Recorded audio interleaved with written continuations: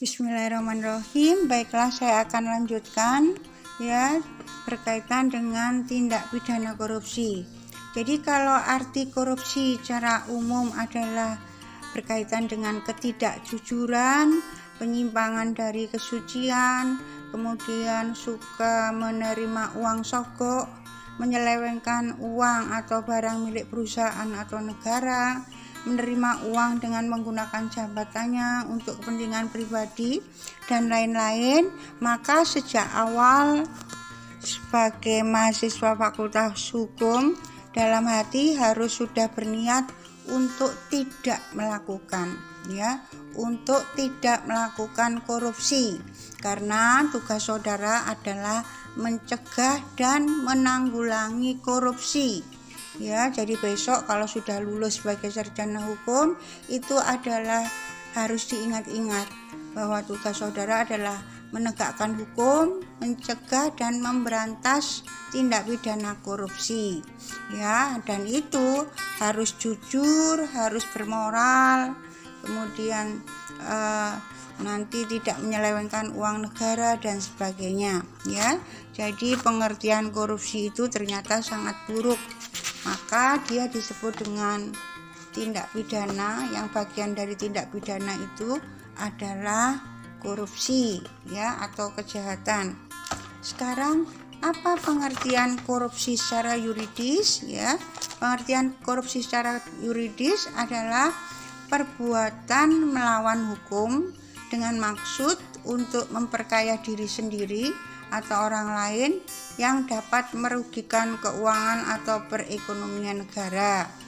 Nanti saudara bisa lihat pada pasal 2 Undang-Undang Nomor 31 Tahun 1999. Apa artinya perbuatan melawan hukum? Perbuatan melawan hukum itu bisa bersifat formil, yaitu melanggar undang-undang, yaitu undang-undang korupsi, atau perbuatan yang melanggar nilai-nilai atau norma yang hidup dalam masyarakat. Yaitu nilai-nilai apa yang dilanggar? Yaitu perbuatan ini adalah merugikan orang lain, kemudian tercela karena busuk, karena mengambil yang bukan haknya. Ini adalah perbuatan melawan hukum yang material, berkaitan dengan materi, nilai-nilai, norma-norma yang baik yang hidup dalam masyarakat. Jadi kalau melawan hukum formil itu melanggar undang-undang. Kalau melawan hukum material, perbuatan itu dianggap tercela karena tidak sesuai dengan norma masyarakat, merugikan, kemudian mengambil hak orang lain, sehingga perbuatan itu dapat dipidana. Kemudian korupsi itu unsur-unsurnya juga mengambil uang negara yang dari rakyat itu untuk memperkaya diri sendiri atau orang lain. Apa maksudnya? Sebenarnya uang yang untuk operasional departemen di mana dia sebagai pejabat, untuk kepentingan departemen, kepentingan masyarakat, misalnya departemen kesehatan misalnya, tetapi uangnya itu malah digunakan untuk memperkaya diri sendiri. Caranya dengan rekayasa data misalnya, dan lain-lain. Kemudian memperkaya orang lain, dia mengambil, misalnya dia sebagai bawahan, ada pejabat di atasnya lagi, dia mengambil uang negara tadi, misalnya dia sebagai bendahara suatu departemen, maka selain untuk dirinya sendiri, dia juga mempengaruhi pimpinannya untuk tanda tangan, kemudian nanti pimpinannya akan diberi bagian. Nah, ini sudah keterlaluan ini, dan ini yang penting, unsur-unsur korupsi adalah dapat merugikan keuangan atau perekonomian, sudah jelas karena apa?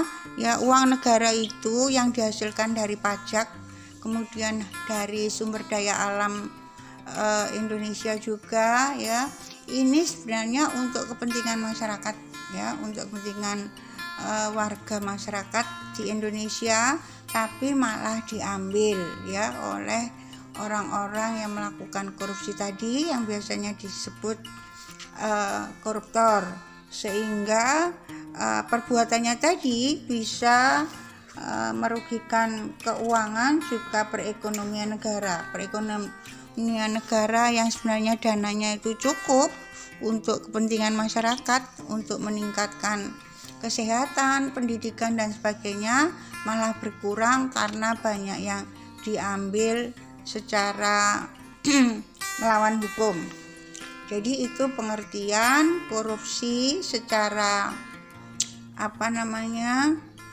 yuridis yang diatur pada Undang-Undang Nomor 31 Tahun 1999 yang diubah dengan Undang-Undang Nomor 20 Tahun 2001. Ya, pengertiannya ada pada pasal 2, kemudian unsur-unsurnya secara garis besar yaitu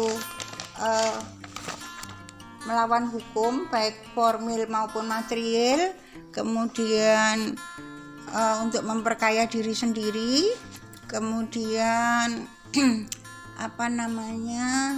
merugikan keuangan atau perekonomian negara. Bagaimana saudara-saudara? Bisa dipahami? Ya, jadi nanti kalau misalnya waktu kuliah daring ya, apakah WA, apa Google Meet, mungkin dari yang audio saya rekam ini saudara boleh tanya ya. Itu tadi korupsi secara yuridis beserta unsur-unsurnya. Sekarang bagaimana dengan KUHP? Apakah KUHP itu mengatur korupsi? Ya, KUHP tidak mengatur korupsi, tapi di sini korupsi itu ya hampir sama dengan kejahatan pencurian ya, yang diatur pada pasal 362 KUHP. Karena apa? Mengambil milik negara secara melawan hukum ya, dalam pengertian pencurian itu yaitu mengambil sebagian atau seluruhnya barang atau hak orang lain, tujuannya untuk dimiliki atau diperoleh keuntungan dari apa yang dia ambil itu.